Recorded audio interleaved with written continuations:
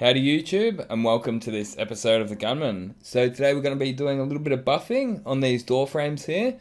Just the driver's side, not the passenger side. I've got a pretty small garage here, and because this is my own car, I'm just chipping away when I get the time. So a couple of D-nibs in it. I actually did a video on the paintwork on these door frames. I've actually done a few other videos on the entire blackouts on this car, so if you haven't seen them, I recommend checking them out after this video. However, you don't need to watch them to understand what's going on here. This is the next step, being polishing. So the roof itself is still all off the gun. That's for a couple of good reasons. That it's actually really clean. It's held a really good gloss. And it's also a scratch resistant clear, so it's really tricky to polish. Now, I actually did a couple of D-nibs on the tailgate section. That's right, that was only a week ago when I was on my holidays. And I was using the big buff. And yeah, like I got some video footage of it, and it's already dated. I decided, you know what, I'll scrap that, and this is a lot more up to date. Because I've gone and got myself an awesome little tool, and that's a Milwaukee little mini buff. But yeah, starting off, I'm just giving it a bit of a D-nib back, so using the tungsten to get rid of the raised sections of those two nibs. So there really wasn't much in those window frames, just the two, shave them down, and then what I'm doing here is getting a piece of 2000 grit and just giving it a bit of a sand back to remove any further raised sections that there may have been from the imperfection in the D-nib. And I also noticed that it was sort of like just starting to shrink back a little bit. Like the entire window frame section on both of them was just starting to pinch up a bit. It didn't happen on the window frames, on the rest of the frames, or on the body of the car itself. I reckon I just went a little bit too heavy with the clear coat. I probably smashed it on a little bit too heavy, and it did just start to pinch up. So yeah, a quick sand back and a bit of a mini buff will definitely get us back to a nice finish.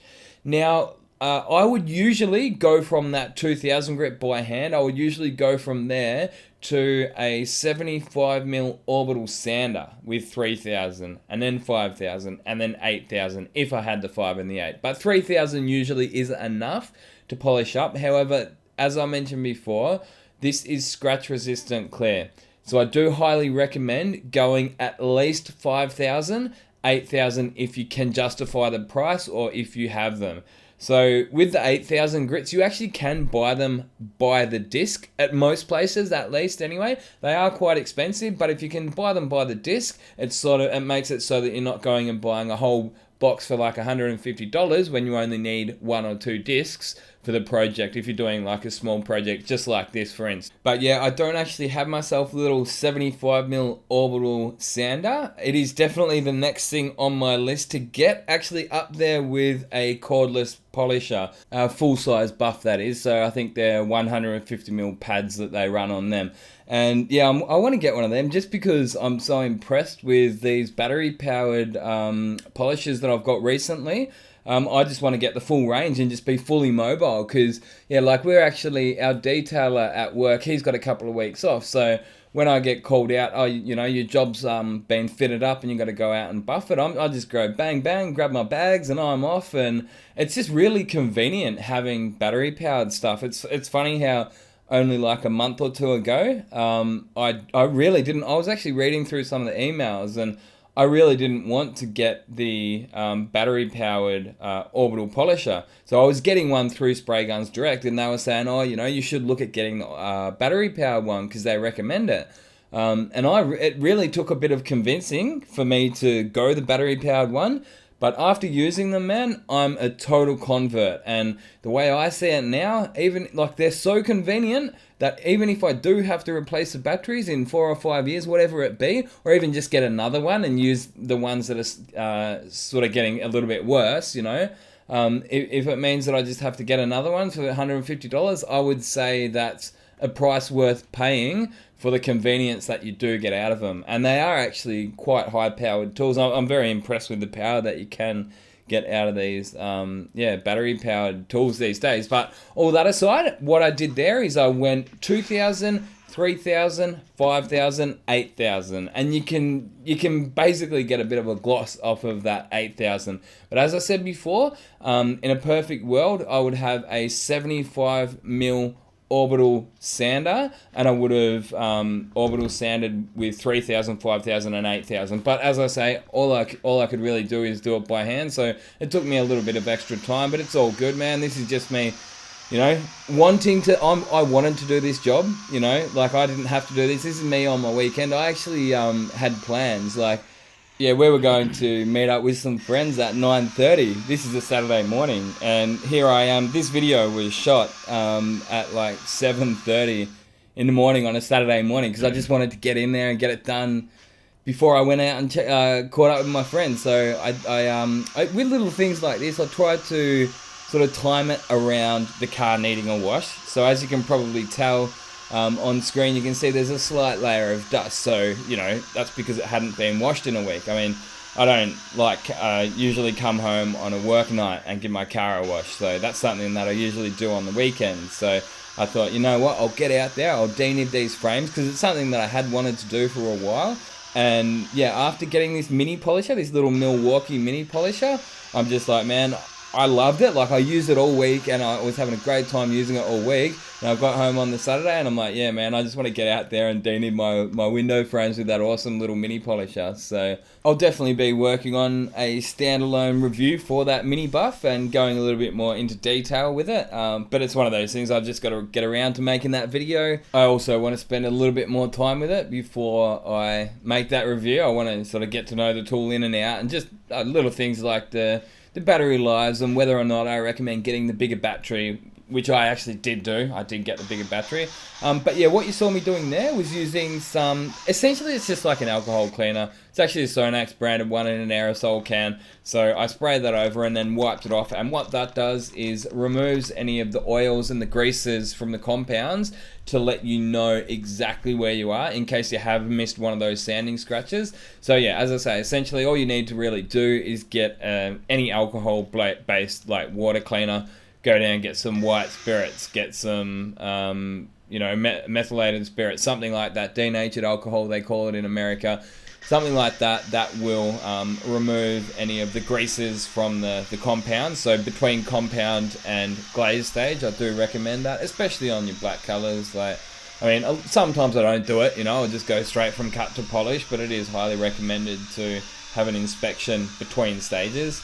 As it turned out on this one, I did need to give one little spot a little bit more of a zip up with the mini buff, and then straight on to the glaze stage. So I'm using the Sonax compounds in this video, and they're pretty damn good. They're nice and clean. One thing I like about them, like, you can see that on this job here, there's no white spatter. So a lot of compounds, they're white when they fling, However, the Sonax brand, it flings clear, so it's not as messy inside your door jambs and all your rubbers and stuff like that. So yeah, I'm a bit of a fan of the Sonax branded products. I must admit that they're not the coarsest, but again, as long as you go sort of 3,000 grit on normal paint, like this paint is not normal, so as I mentioned before, this is a scratch resistant clear, so it's quartz crystal clear, and it is hard as a rock to buff. If all I had was 2,000 grit, I wouldn't have even taken these frames on.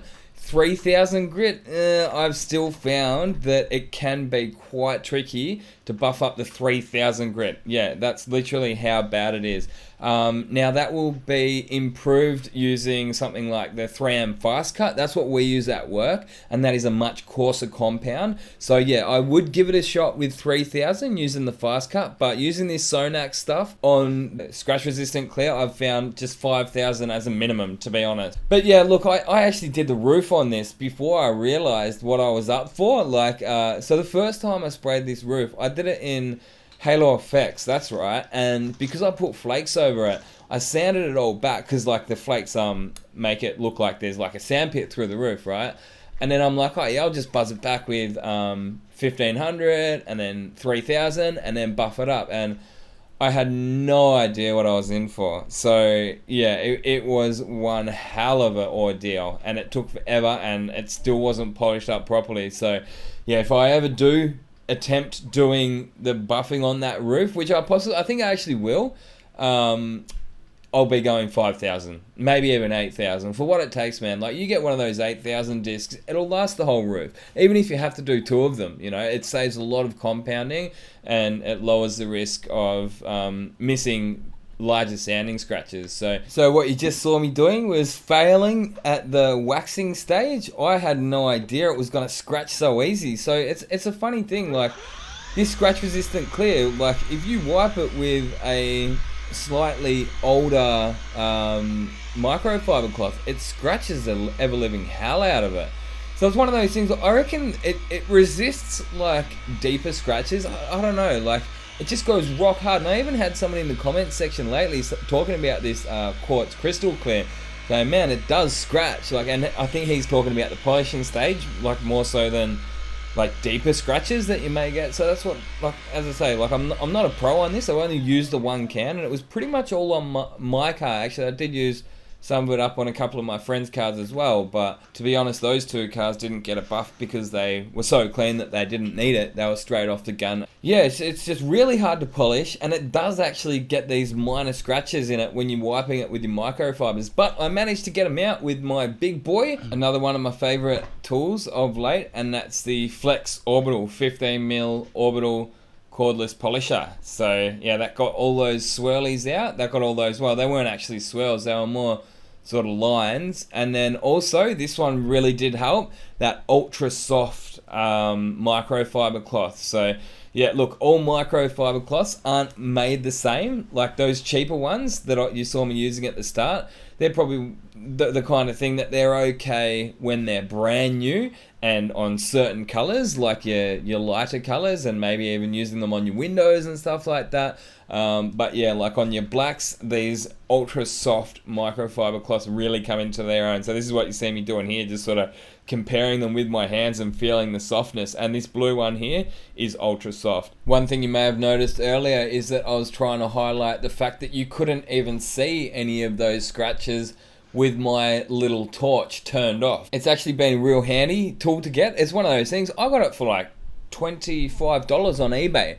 So really cheap. They've got rechargeable batteries in them, and it lets you see everything. I would rather know exactly how bad it is before I go and wash it and take it out into the sun. But yeah, that torch has been a real handy addition to my little detailing kit. And yeah, little things like those mini buffs, the dual action orbital buffs have really stepped up my game. So you guys can probably still see the flakes rocking in that bonnet.